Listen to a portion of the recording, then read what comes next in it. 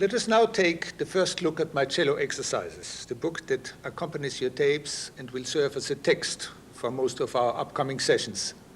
Chapter A on page 1 is designed to develop the strength and the suppleness in all the joints of the bow grip that I suggested to you in part 2. The first exercise at small letter A is always useful to get the feel of the stick, especially on cold mornings when one tries, as the first order of business, to establish a responsive fusion of the right hand and the bow. It looks like this. The bow is placed at the frog on the middle strings with the full hair, using the dead weight of the arm with the shoulder and the upper arm relaxed. We pull, not push, the bow stick as close to the hair as the flexibility of the stick permits. As always, the index finger is the chief transmitter of power, assisted by the second and third fingers hanging onto the stick by their first joints. The fourth finger and the thumb participate in the ownership of the bow but act with minimum pressure. Now alternate between a completely straightened index finger and one flattened at the knuckles, the other fingers following this movement inertly. All the work is done by the fingers. Don't initiate this motion with the arm. It is the fingers, not the arm, that we seek to strengthen here, and the elbow remains low. The pressure on the stick is constant throughout. The wrist remains flat, all the fingers stay in place, and we always use the full bow hair. Notice that this exercise does not demand much counter pressure from the thumb. This will be of interest to us any time when a freely moving bow wants to go deeply into the string at the frog, as in resonant broken chords. All the strength flows directly from the muscles in the back into the string, while the intensity of the bow grip just suffices to hold the bow suspended. An example of this effortless application of arm weight could be the opening of the Elgar concerto.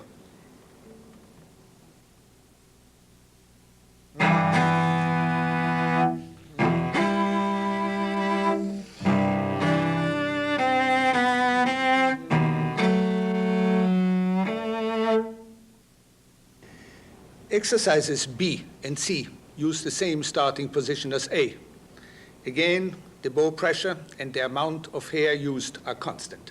We first bring the bow down to the C string by stretching the fingers, pulling with the little finger, and rotating the bow around the thumb, which will assume a flatter position on the stick. Then we reverse the procedure by pulling in with the index finger toward a more oblique position of the thumb, which will bring the bow up to the A string. Keeping the hair flat on all four strings will teach us to avoid the habit of putting the bow on its inside edge whenever we cross from the low strings to the high ones. We must avoid this motion. The arm is not primarily involved in this motion. Using mostly the fingers becomes an advantage when the string changes occur so rapidly that it would be hazardous to a precise bow attack to play each stroke at its own normal arm level. An example might be the rondo from the string quintet in C major by Boccherini, where the fingers execute the 16th notes and the arm the 8th notes.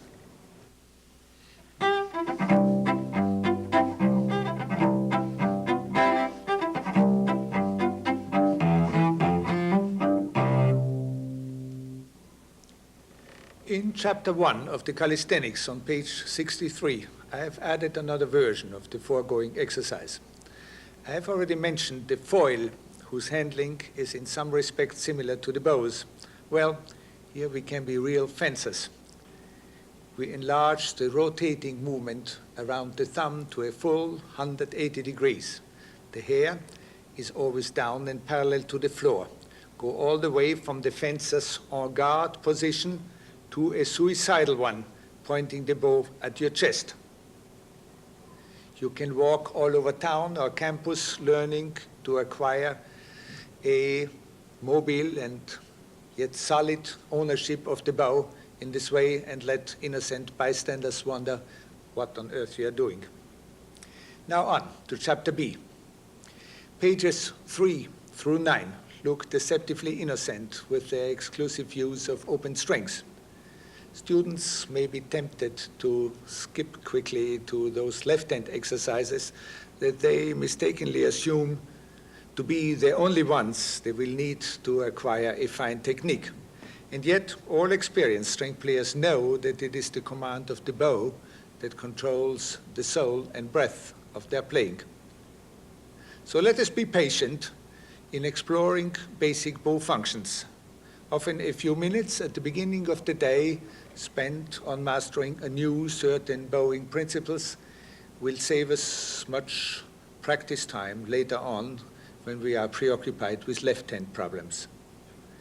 The exercises on page 64 of the calisthenics suggest a concise way of starting the daily process of giving the bow arm freedom and deftness.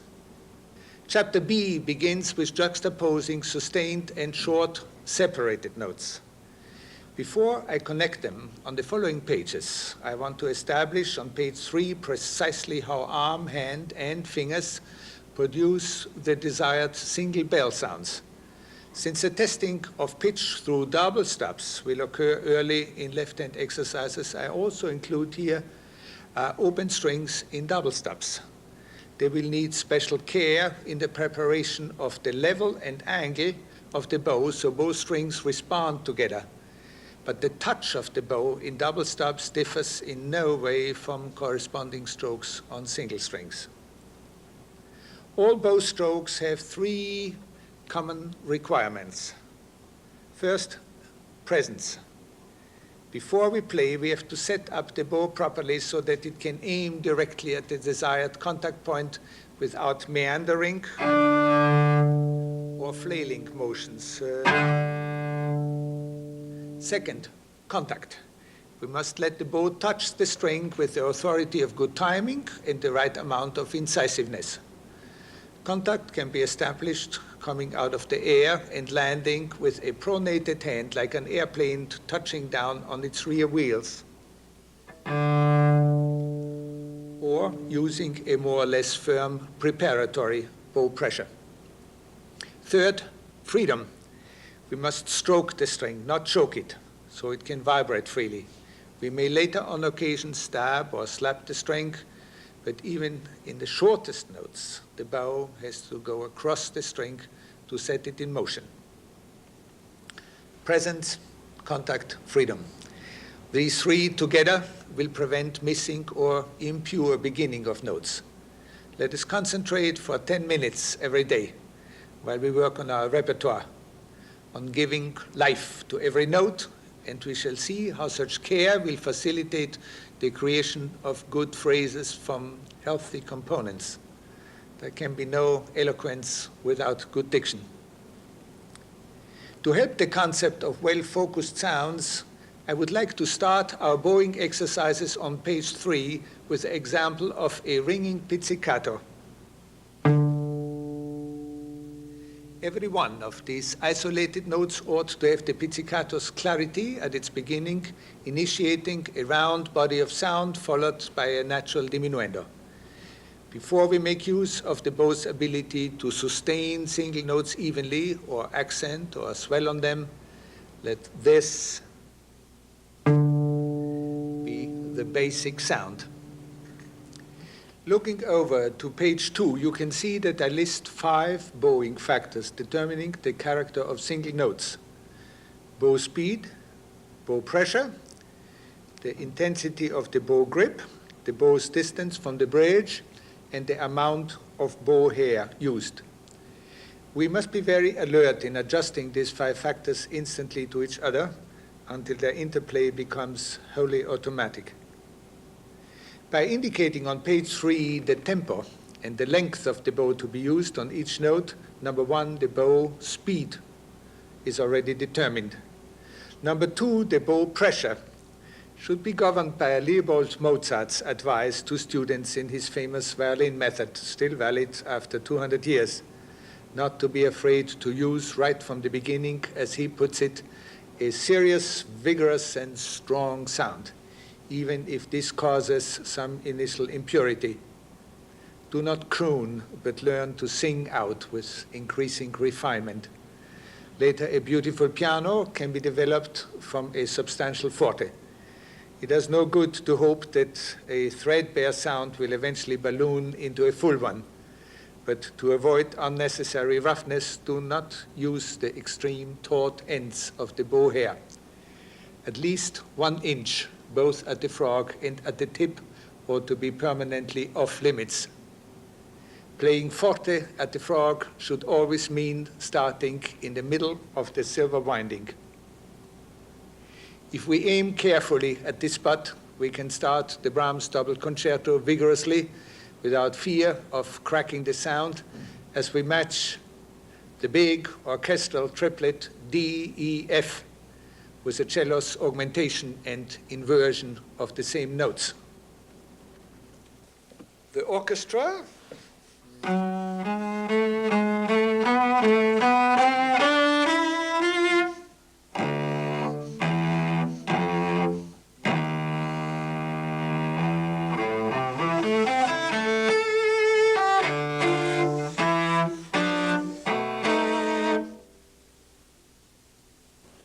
we can use page 3 advantageously to investigate the many variations in intensity of the bow grip, the contributing factor number 3. They range all the way from the relaxed hold when playing this note to the firmness of this one. Generally speaking, we can say that the fast bow speed requires less support from the thumb than a slow one, high strings less than low ones, bow strokes at the frog less than those at the tip, playing near the fingerboard less than being close to the bridge, smooth sounds less than explosive ones. In daily life, we frequently encounter the sensation of anticipating an action with a commensurate prior effort. Muscles are flexed more strongly before jumping than before taking a step, before lifting a box of books than one filled with feathers, before hitting a baseball for a mile than before bunting. Economy and aptness of means require that our preparation for bow action should include a constantly adaptable intensity under the stick. As to number 4, the bow's distance from the bridge, you will see that sustained notes sound richer, closer to the bridge, short ones away from it.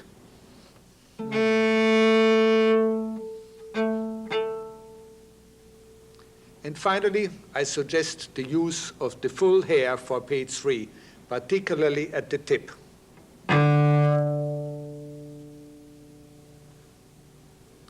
To determine as clearly as possible what kind of sound we expect on each note, I find it very useful to identify their beginnings with certain consonants. On the sustained notes, look for sustainable consonants. An M will do nicely in section A. The sharp notes at B should come out as real T sounds. Since all the notes on page 3 are marked as starting from the string, we shall also have to determine what consonants are appropriate for the preparatory setting of the bow. Try a B intensity before you go down into the M, and a D before the T. A whole book could and should be written on these linguistic relations to bow sounds. I can only hint at them here, but please think about it. Don't let the concept frighten you into thinking, I cannot stop at every note to figure all this out. It is just about as easy to learn as shaping one's lips and placing one's tongue in order to speak, meaning that after a while this complicated process becomes quite automatic. Many hollow vowel sounds, of which our bows are guilty, can be firmed by the proper use of the consonant concept. And it is such a quick and clear way to say to yourself or to a student, what is needed here is a series of B sounds.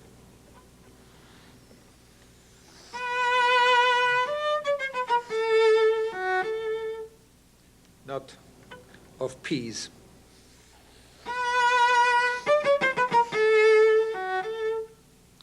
of T's, not of K's. In section 2 of chapter B, we now connect what we have learned to do singly in section 1. This must entail no loss of quality at the beginning of notes. We lead toward them with the roundest possible motions, concentrating on when and where and with what impact the new sound begins. Think of the paintbrush analogy of the last session. The paint will only flow onto the canvas from the end of the bristles, just as the sound will only be created at the contact point of bow and string. The arm leads the brush or the bow, making sweeping or minute motions only as the means toward an end. This motion of leading is always subject to an axiom that should be very obvious to us and yet is violated all too often, the truism that I put in italics at the bottom of page 2, namely, there must be a harmonious balance between the size or character of any bow motion and the sound effect desired. Sharp sounds require sharp motions, smooth sounds, gentle ones. Don't use haymakers for tiny sounds or skimp on large ones. When we have to connect strokes while skipping over intermediate strings, the arm motion remains round, but we have to add an abrupt slap with the hand.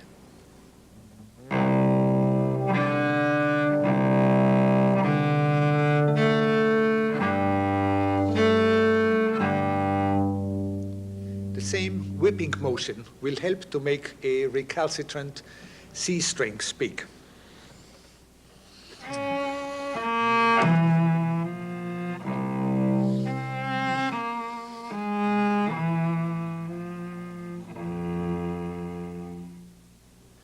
Combining smooth arm motions with sharp wrist snaps serves as well, for instance, in the prelude of the fourth Bach suite.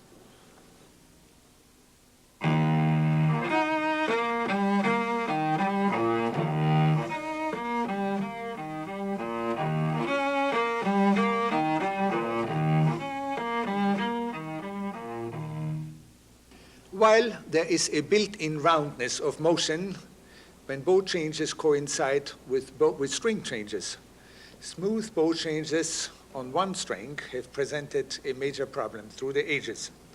Again, I would say, remember what produced the clear beginnings of the single notes on page 3, and don't overcomplicate the motions taking you there. The preparation for the change into the up bow consists for me of leading the bow a little bit outside of a straight line and looping it back with the arm toward a right angle at the beginning of the up bow.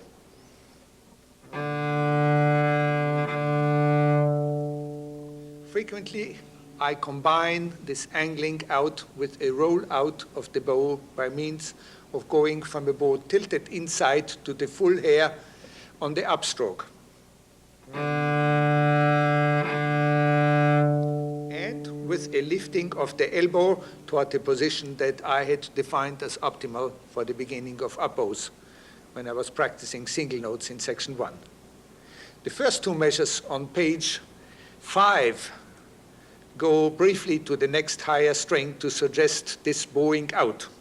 On one string, we do the same thing with a reduced angle.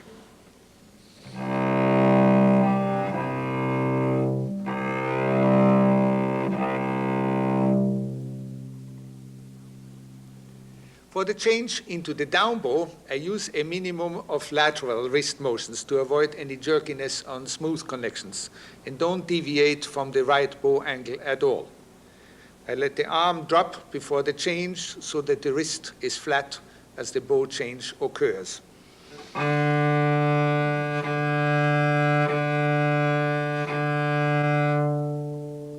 Don't abandon control over your bow grip during bow changes at the frog. Stay in gear, so to speak, even when you diminish the bow pressure to 0. In the first three sections of chapter B, every note is initiated by a movement of the arm. We shall now investigate some wrist motions. At the beginning of today's session, I tried to train the flexibility of the fingers with vertical movements on a stationary bow. At letter A in section 4, I combine the finger motions with lateral movements of the wrist. That seems indispensable to me when we look for a precision in short sounds that cannot be controlled from the shoulder. Examples might be taken from the scherzo of the second Brahms sonata.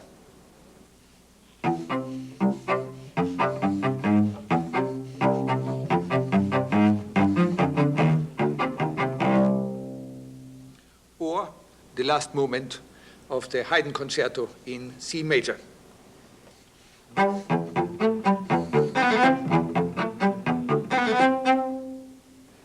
While we shall often combine these wrist motions with those of the arm in actual playing, let us see here how far wrist snaps alone can take us.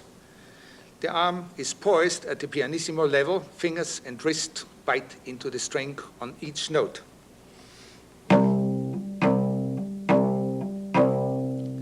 When several of these notes go in the same direction, the visual effect is one of a barbed wire.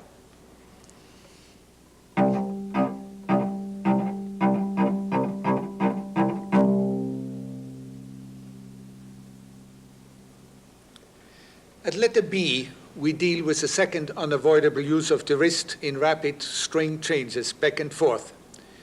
Here the arm remains in a steady double stop position, while the wrist undulates evenly. In legato bowings, we must watch this evenness, particularly just before bow changes. The classic example is the first movement of the second Brahms sonata.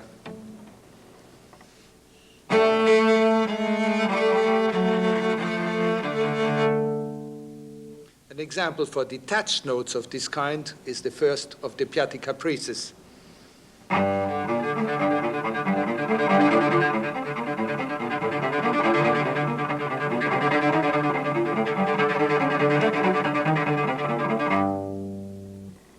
Finally, most string players use a liberal wrist movement when they perform the so-called sautiller stroke. I find the confusion with foreign language terminology of various short bow strokes to be so widespread that I prefer to call this stroke the launch bowing, because an elliptic wrist motion launches a small rubbing stroke into the air.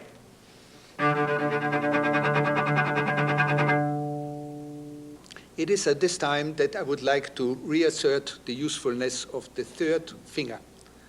Almost no one presses with the little finger in this stroke. On the other hand, the exclusive use of the first and second finger makes the bow dangle and does not seem to control all speeds as well as when the third finger also feels the stick. The so-called spiccato bowing that I prefer to call the thrown bow involves two elements, the drawing of the bow and the biting into the string from above. When there is not enough of the first, the stroke sounds choked. Not enough bite makes it sound lame. The two elements are practiced alternately in section 5, the lateral arm movement getting gradually longer until it is continuous at letter C. The attack from above is learned via an increasing number of ricochet notes. Each group of these notes will use only one arm impulse, the tight bow grip changing to a loose one immediately following the bow's impact.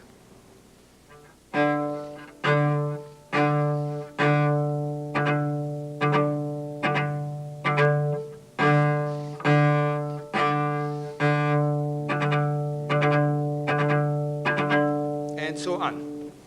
Section D leads thrown bows seamlessly into launch strokes and back, so that bounced bow strokes are available to us at all speeds.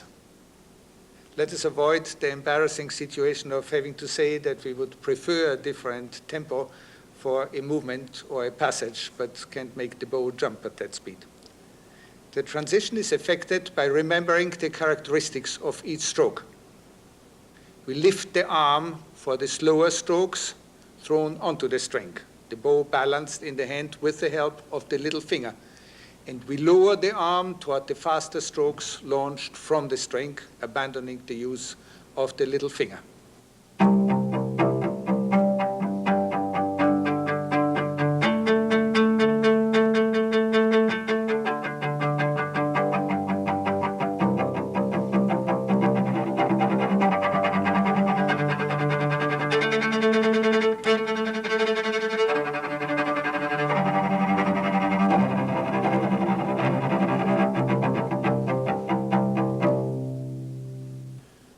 The fear of sounding unfree leads sometimes to a neglect of the practice of spun sounds.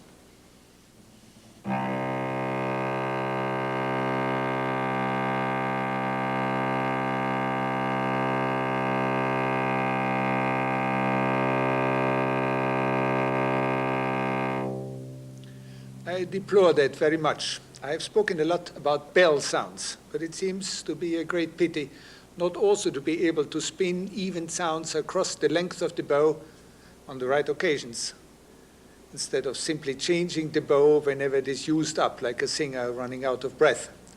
One should practice holding a note for 10, 12, 16 seconds, simply because some passages sound much more eloquent without extraneous bow changes. Mechanically, we need the kind of support from the thumb and the upper arm that the singer derives from the diaphragm and the abdominal muscles. If the intensity imparted to the string never exceeds this latent reserve strength, we shall not choke the sound.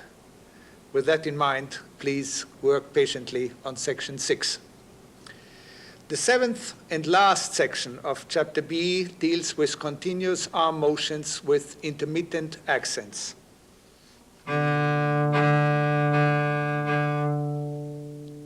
Not only do a good portato and a brilliant flying and hard staccato enrich our musical palette very nicely, they also involve the basic skill of being relaxed in one part of the bow arm while another one is active.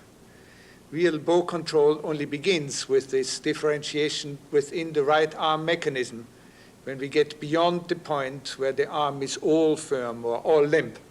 I shall discuss this later in detail when we talk about scale bowings. Common to everything that has been said today about the bow, and without which word and picture will remain ineffective, is something that might be called the elegance of concept.